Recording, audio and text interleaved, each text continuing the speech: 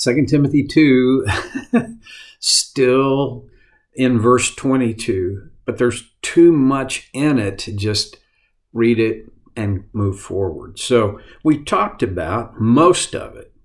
Maybe today, but maybe not. We'll finish it. Verse 22, flee the evil desires of youth and pursue righteousness, faith, love, we talked about those, and peace, along with those who call on the Lord out of a pure heart. Pursue, go after, and peace, go after peace. Now that's, has there ever been a time in the world when we didn't need to pursue peace? I mean, I'm thinking on a personal level.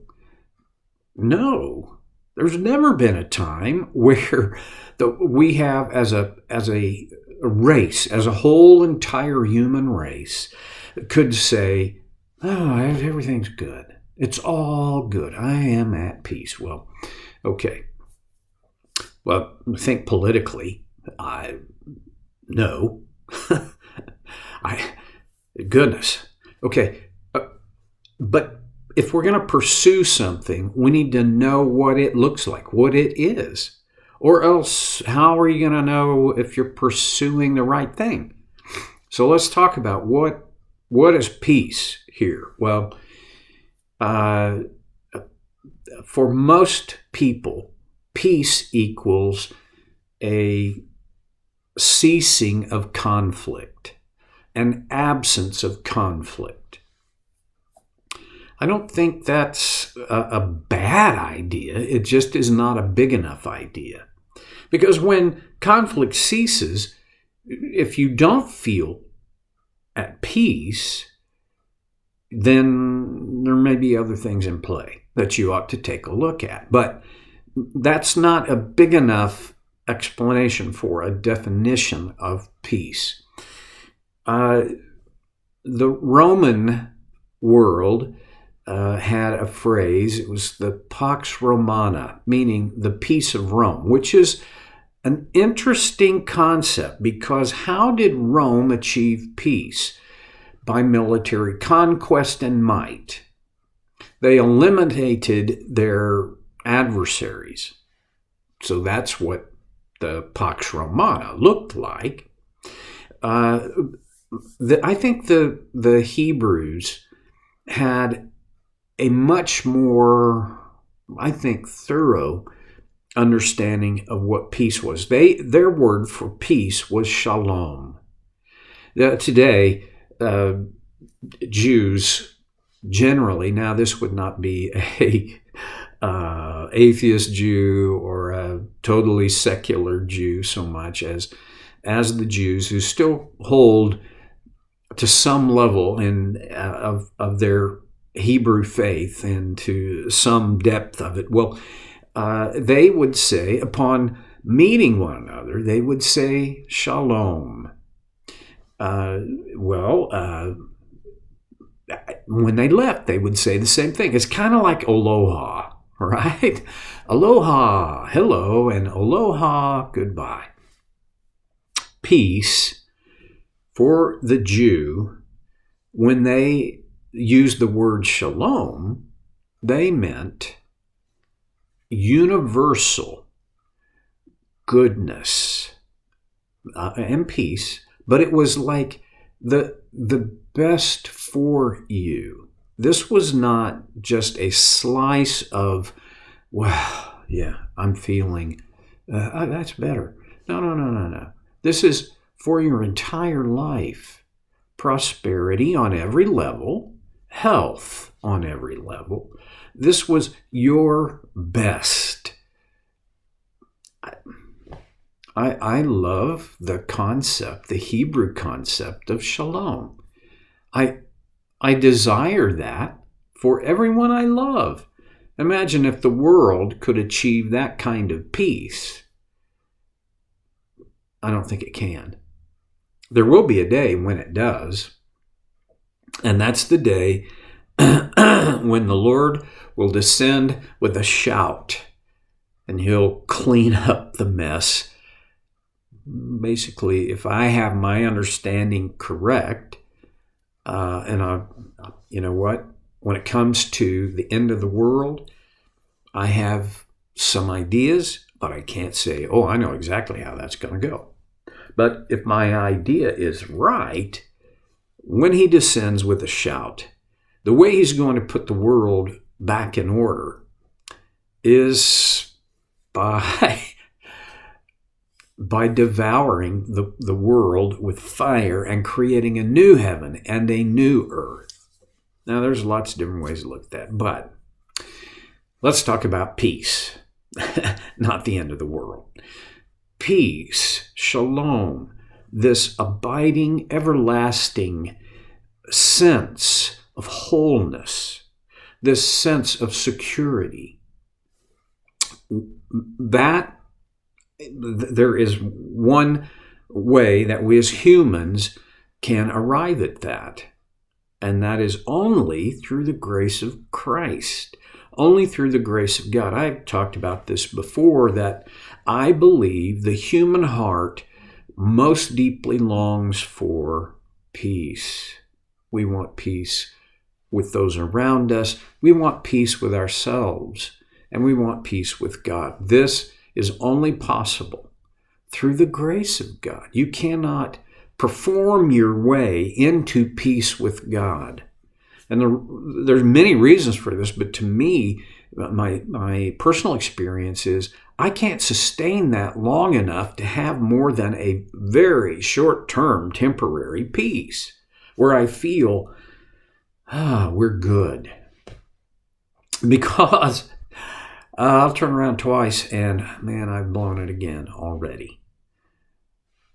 I'm grateful beyond words, although I will put it to words, for how that's not how it works.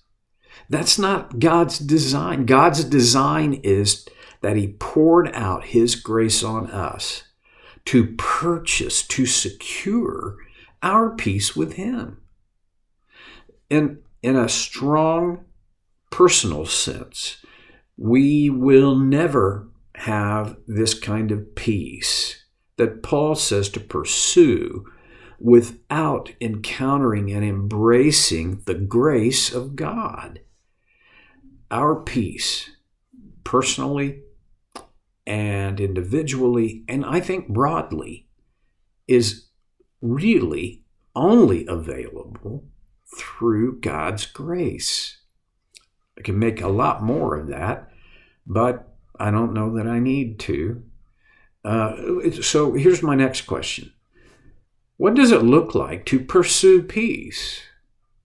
Well, that's a toughie, because that is a little bit situational, right? Jesus said, "Blessed are the peacemakers." Well, for they will be called the sons of God, or the children of God, or the sons and daughters of God, or the offspring of God. I don't care, however you want to phrase that satisfies your sense of equity among the genders. Well, okay. Blessed are the peacemakers. Now, think about that. I cannot make you do or feel very much at all. As a matter of fact, I can't make you feel anything. And there's so few things I can make you do, so that if I think of being a peacemaker by making you be at peace, well, first of all, that's not possible. And secondly, I don't think that's what Jesus meant by being a peacemaker, or setting it up as an endeavor, an effort, which brings blessing. I think, if I'm going to be a peacemaker, where does that start? It starts with me, because I can make peace on my own side of the street, and I think that's where it starts. How do I pursue peace then? If I'm going to be a peacemaker, how do I pursue peace? Well, I can only, I'm not a philosopher, although I often dabble in it and try to sound like I am, but you already know I'm not a philosopher. So I don't have this very elevated philosophical sense of how one pursues peace. But I can tell you, down on the street level where I live, when I know or notice that I am not at peace, my pursuing peace begins by recognizing I am not at peace. Secondly, I ask myself the question, why? Where is this coming from?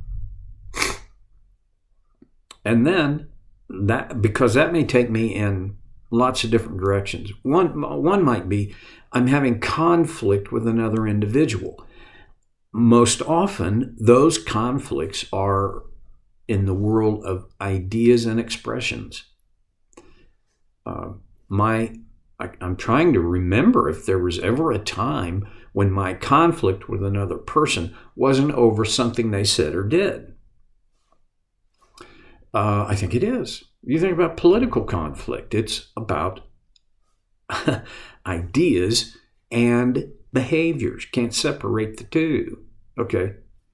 So the first step for me, if I'm in conflict with another person, is to evaluate, where did that come from?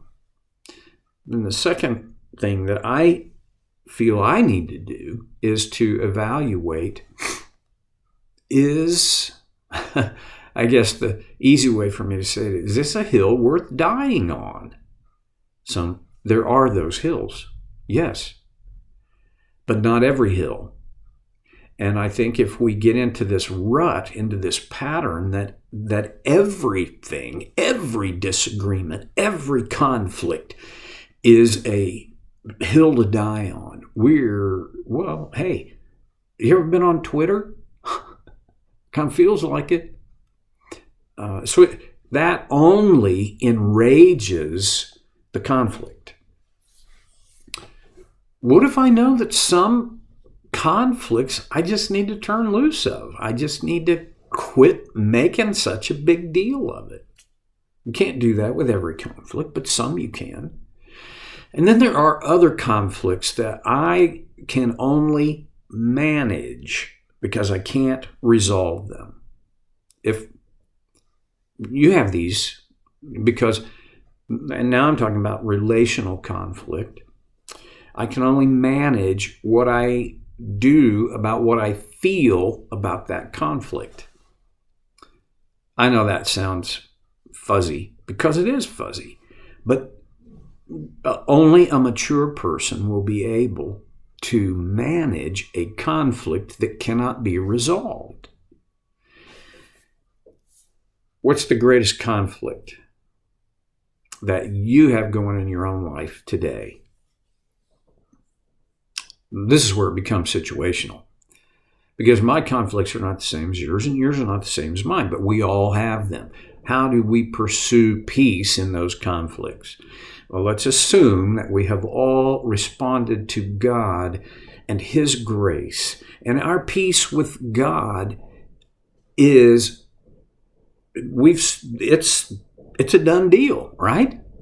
Now, we don't always feel at peace with God, but hasn't He already, by His grace, secured our peace with Him? Okay, I'm going to leave that right there. And sometime I'm going to come back to what do you do when you feel that peace is no longer present. I don't have time to do that today, but I will say, with that intact, intellectually realizing that is intact, what do I do? What is your greatest conflict, and how do you pursue peace within it? It begins with a prayer. God grant me. It's almost like the prayer for serenity, but it is basically, God, grant me wisdom and give me insight by your Spirit to pursue peace. See you next time on Soul Care with Stevie Boy.